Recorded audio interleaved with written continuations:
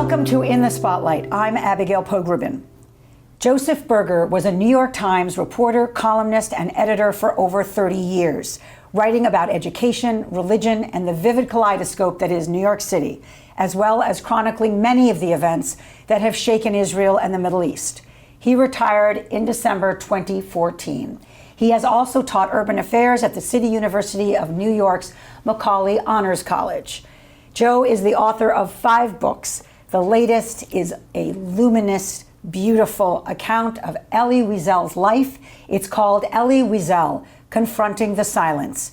It's the first full-scale biography of the remarkable writer, teacher, and Nobel Prize-winning spokesman for victims of the Holocaust and of genocides everywhere. Welcome, Joseph. You've said I can call you Joe. Absolutely. I've been a fan of your work for so many years. And I've been a fan of your work. Thank you. All right, the loving is over. Let's talk about this book. Okay. I'm not just speaking platitudes when I say it's unforgettable. I recommend it to everyone, especially if you feel like you know about Elie Wiesel. To me, this opened doors I had really never opened before, understood. So why, I know that this is part of a series for Yale University Press. They approached you because you knew him. You'd covered him, am I right? Well, I submitted a proposal, but they knew that I knew him. And you knew him how? I'd covered his Nobel Prize, not the speech itself, but the announcement that he'd won it. And we had a long interview afterwards, after the press conference. And, my folks are Holocaust survivors, so I would go to occasionally to some of the memorial services that they would hold at Temple Emmanuel every year.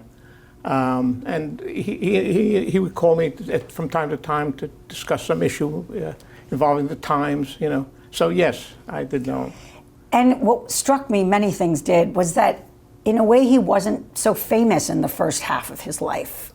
For someone of my generation, I just always remember him as the kind of voice of for survivors, of the voice of memory, for the unspeakable history. When Night came out, it sold 1,000 copies. Incredible. And the next year sold another 1,000 copies. My own memoir did better. And was that when Night came out in Yiddish?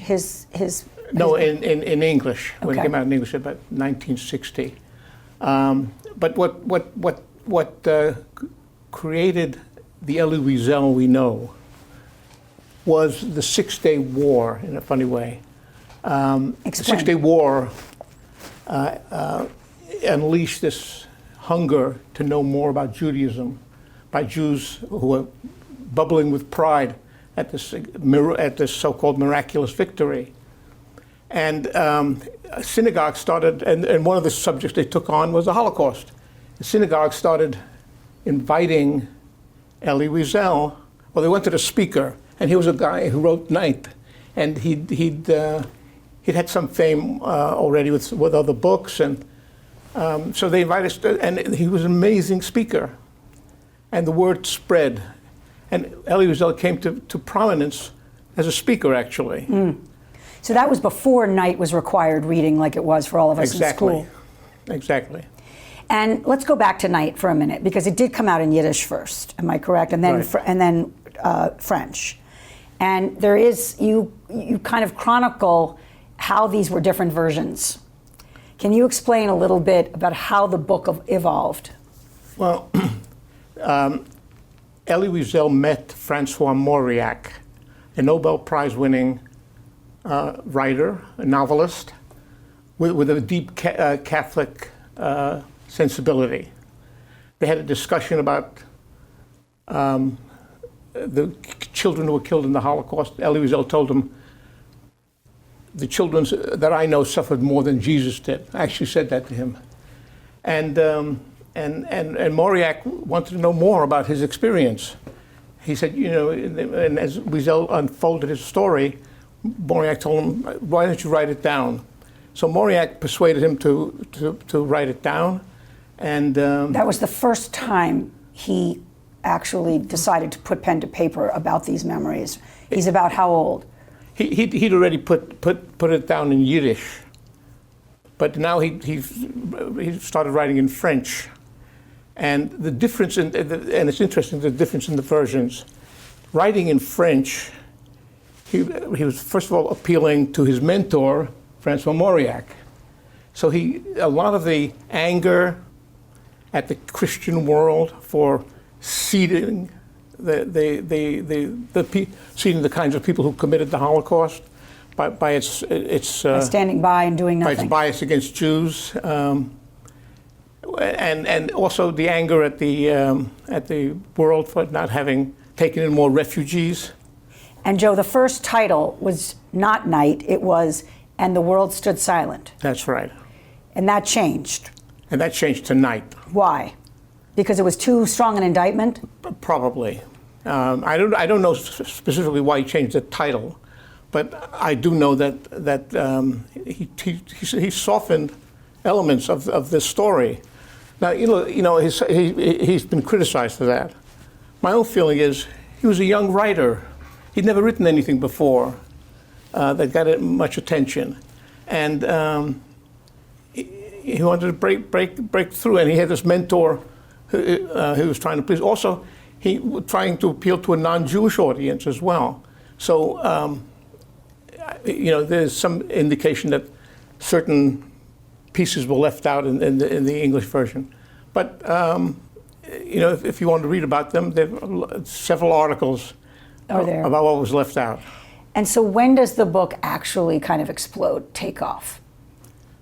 The book takes off in the late '60s, and of course, it was helped later on by the TV show Holocaust. Though Elie criticized it for trivializing the Holocaust. That was with Meryl Streep in the '70s. With Meryl Streep, right? And and then because various schools started requiring Holocaust education, Night became a textbook. And the last trigger was Oprah Winfrey read it. And she invited Wiesel to her show. Later on, the two of them traveled to Auschwitz together. And if you have a chance, to the viewers out there, go to YouTube and see the two of them walking in the fields of Auschwitz. It's very touching. And she asked him to remember his home and his sister. And he's in tears telling her about the sister that he lost. That's Zipporah. Zipporah. So let's talk a little bit about, let's roll it back to this shattering experience that he has. He grows up in a small town. It's kind of idyllic, is it not, in a certain way? He's studying texts, and he has this very close family. And he has a wonderful grandfather who's a Visionist Chassid who encourages him to pursue the Talmud, eventually the Kabbalah as well. He's in Sighet, Hungary. Am I right about that? Sighet, it's now part of Romania, but it was for a time part of Hungary. And what does his father do? His father ran a grocery store, and the women in the family all played roles in they were clerks and stood behind the counters and all that. Elie did not. Elie was the scholar of the family. And you write that he says that I never really knew my father. His merest stare could stir me. So was he in awe of him, kind of, or fearful? I think he felt his father was kind of cold. I think he says that, and Elie wrote a memoir, and he says that, a 2-volume memoir. And of course, when the two of them end up together at Auschwitz, that becomes a real source of guilt, because Elie can do nothing to save him from the beatings he was getting, and from dysentery, which finally killed him in Buchenwald. And because he couldn't save him, the guilt that he felt his father's animosity also, I think, contributed to kind of his views of his father. And I think you write towards the end of the book that he even remembers that when his father cried out, he didn't answer him in his final days or hours because it was too risky to actually be heard. And so a sense of not having really walked him through to the end, stayed with him. That's true, absolutely. Tell me about his mother and daughter. It's so heartbreaking. Was very loving, and he has this line about, excuse me, Mr. Freud, but my mother was very good to me, and he would fake being sick so he could spend an extra day with her. Mm. You know, it was very touching, his relationship with his mother. And of course, she also was forced to walk to the left into the gas chambers. So when they got off this horrific freight train, he has 3 sisters, am I right? 3 sisters. And they're all transported together? They were all transported together until the gates of Auschwitz. And then the sisters, 2 of the sisters were sent to work because they were older, but the youngest one, because the Nazis killed all the small children, which was the subject of Elie's quarrel with God. Why did you let 1.5 million children die, get murdered in this way? And the scene that comes up again and again in your book that he replays in his mind is watching his mother with Zipporah walking off when they're separated. With her little red coat. With her little red coat. I never forgot that little red coat. And they perish instantly, is that? Instantly, yeah. I mean. To the gas chambers. They went right to the gas chambers. And then the other 2 sisters he finds after he's liberated? They worked, and I'm not recalling what work they did, but at the end of the war, Elie was sent to an orphanage. De Gaulle agreed to take in 400 orphans to France. They were sent to a Jewish orphan agency. Elie, when he turned 19, moved to Paris and started studying at the Sorbonne. But along the way, his sister saw a photograph of Elie with a group of other orphans and they recognized in a newspaper. And so the sister contacted him, and they met the other, and then they finally met the second sister as well. That's Hilda and B. Yes. And they reconnected. They reconnected. And what was his relationship with them? It was close, certainly at first. Later on, geographically, they moved to one moved to Canada, another one to Israel. So, it wasn't as close as it was before, but he loved his sisters, So he's 15 when this all begins, or when he first goes to Auschwitz. Am I right? About around that 15, yes. Age. So all the memories are not even like of a 7-year-old. They're very clear of a teenager's memories. Yeah. And one of the scenes that it's just so horrific is what he sees the first night he's there, in terms of the children getting thrown. Can you describe that? Well, he describes these flaming pit, where babies were being thrown into the pit. Some people doubted that took place. Later on, there was confirmation that, in fact, there were pits where babies were burned to death. Mm-hmm. So he gets educated in France, and it's clear again from your book that he's never far from these scars, that they obviously begin to inform his work. But even when he's not necessarily wrestling with it on the page, it completely shaped him. I mean, that's obvious. That's too obvious almost to state. But how did you see how his memory kind of constantly runs through his focus or the use of his time, where he thought his role was in the world? Well, I think he began to realize at some point that there were not too many Holocaust survivors with his gifts. How many Holocaust survivors? Most of them came from the working classes. Studied at the Sorbonne. His facility for languages. His look.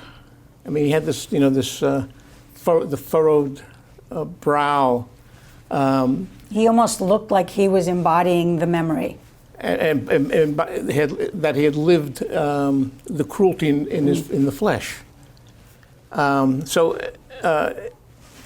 It became, he realized that when he spoke, people listened. And he took on this role. I don't know that he did it that consciously. I think he did.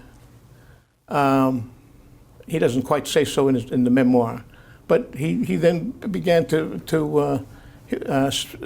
speak on behalf of the survivors, not just to the public, but to the presidents of several presidents of the United States. And he also wrote about the Holocaust in a kind of in his novels without explicitly addressing it. He took on the themes. For example, the theme of revenge. Many survivors wanted to take revenge on the Nazis, and he has a whole book called Dawn, where the subject of revenge involving Israelis and the British during the British Mandate period is taken up. So he really utilized his experiences. And his novels were very well reviewed. I didn't realize how. The early ones were very well reviewed. And in terms of, you mentioned God, his faith, it struck me that he never stopped, in a sense, being an observant Jew. I mean, he laid tefillin every morning. He went to synagogue in New York. I mean, there was a gap, but he constantly wrestled with it and, in a sense, came back to it. Absolutely. Very strongly. As he said, because I quarrel with God, because I'm angry at God, why should I take it out on Shabbos? You also wrote, he says, or you quote him, "I'm angry at God, but sometimes that brings me closer to him." Yes, he told me that during the interview after he won the Nobel Prize. And what do you think that meant? That he's having a conversation that's ongoing, as difficult as it may be? Precisely. The Nobel Prize was enormous. In a sense, it sounds like many people were campaigning for him years before he actually won it.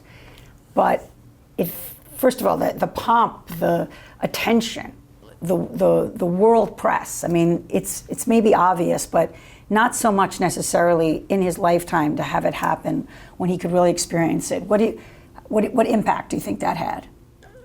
It had an impact in the fact that it certified his role as the chief spokesman, not just for the Holocaust, but for genocide everywhere, as you said in your introduction. And I think it gave him a certain stature that he took up. You're probably going to ask me about the Bitburg. I was going there. Right. And, if you think about it, if he hadn't won the Nobel Prize, would he have been as forthright? Would he even have gotten the Congressional Medal of Achievement? But, that really certified his role. So the Bitburg thing was really interesting because... Let's talk about it. This is when Ronald Reagan is going to lay a wreath at a place that he thinks he shouldn't go. Right. Reagan had not been informed about the 49 SS that were buried at Bitburg in this military cemetery, but then he was. But why was he going in the first place? Because Chancellor Kohl of Germany, Helmut Kohl, had invited him to come to Germany as a way of sealing the relationship. But wasn't there also conversations or language around reconciliation? Wasn't that being used as an idea? Yes, I think there was there had been an ongoing reconciliation, but this he felt would be symbolic, would harden it. The Jewish community protested, and everybody was waiting for Elie Wiesel's response. It just so happened that 2 weeks before Reagan was to leave for Bitburg, he had to present a medal a Congressional Medal of Achievement to Wiesel. In the White House. In the White House. These two events were totally unrelated, but just happened to coincide. So what I love about it is the strategy that took place. So the White House decided that they were going to move the ceremony from a room that held 300 people, the East Room, to the Roosevelt Room, which held only 40 people. And they cut Wiesel's guests down to 5. But Wiesel countered, among those 5 people were Abe Rosenthal and Arthur Gelb of the New York Times. So it got a lot of attention. And Wiesel stood up there and told the president, I know you didn't know when you made the decision to go to Bitburg, but now you know, Mr. President. And that place, Mr. President, is not your place. Your place is with the victims. I think there were tears all over the place. Incredible. I know of your commitment to humanity, and therefore I am convinced, as you have told us earlier when we spoke, that you were not aware of the presence of SS graves in the Bitburg Cemetery. Of course you didn't know. But now we all are aware. May I, Mr. President, if it's possible at all, implore you to do something else, to find a way, to find another way, another site. That place, Mr. President, is not your place. Your place is with the victims of the SS. Oh, we know there are political and strategic reasons. But this issue, as all issues related to that awesome event, transcends politics and diplomacy. The issue here is not politics, but good and evil. And we must never confuse them, for I have seen the SS at work, and I have seen their victims. They were my friends, they were my parents. There were tears, and there was also incredible headlines. I mean, Reagan can't have been happy. He was not happy. It was regarded as the biggest fiasco of his one of the biggest fiascos of his administration. Because he went anyway. He did go. The only change he made was he also included Bergen-Belsen on the tour. But watching that speech is, talk about a profile in courage. I mean, the president is sitting on the stage with him. So some would say you're going to humiliate the president. His language is not humiliating at all. It is entreating, pleading with incredible respect, but also recounting, kind of retracing the steps of this genocide and contextualizing it so that the trip seems almost, macabre to go. It was beautifully put. Thank you. Yeah. But you made me go to it on YouTube, and I encourage everyone. It's April 19th, 1985, is it?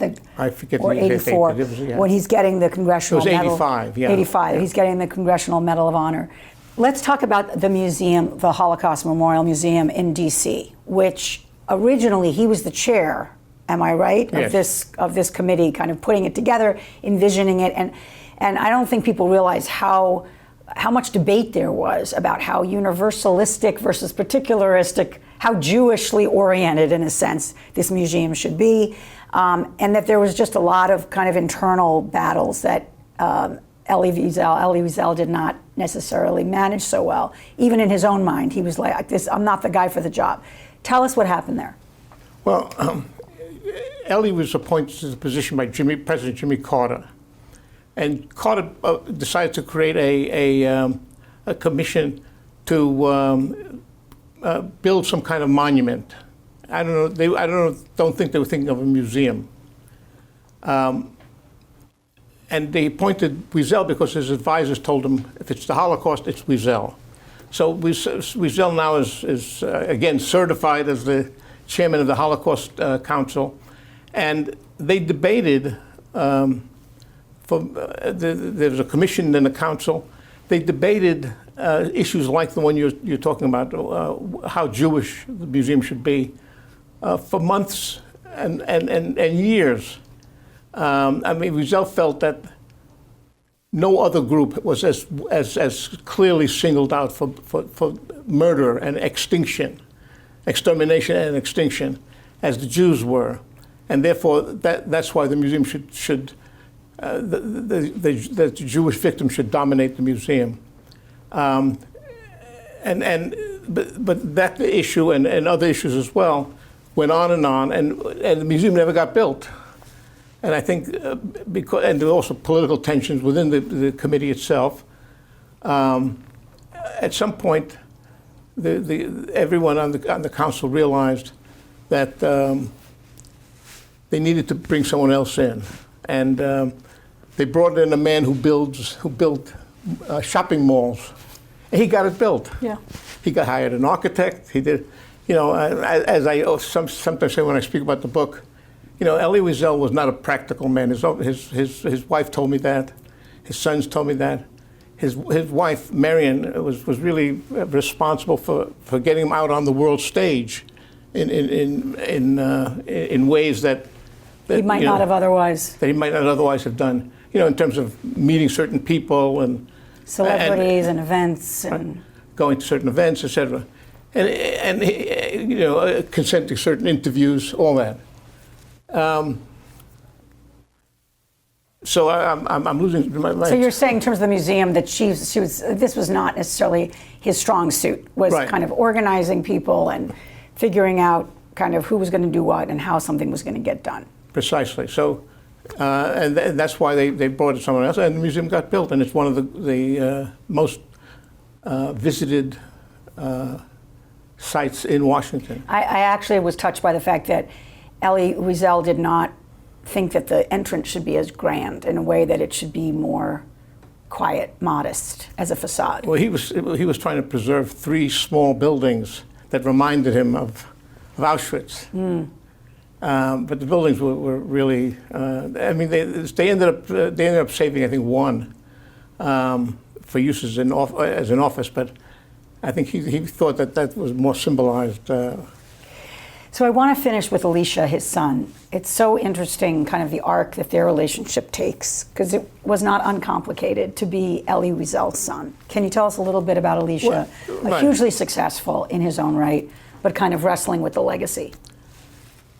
The two of them had a kind of chilly relationship for about 10 years, which Elisha told me about, very frankly, and he's written about it as well. Elisha was a student at Ramaz. And when his classmates would say, "What does your father do?" They might say that their fathers were doctors. He'd say, "Well, mine is a Holocaust survivor." You see, he didn't feel that good about that. And then the fact that he was always identified as Elie Wiesel's son created a certain rebelliousness in him. And he wore his hair in a mohawk. Sometimes dyed purple, sometimes dyed green. He walked this way along the Yale campus. Then he took up skydiving. You can imagine the Spilkus. How crazy that drove Elie. In fact, Elie at one point said to him, I'll do a skydive once if you give it up. And then their argument about the flag struck me, where Elisha had said, I think that the right to burn the flag is more powerful than the flag itself. Right, and his father Elie who was furious.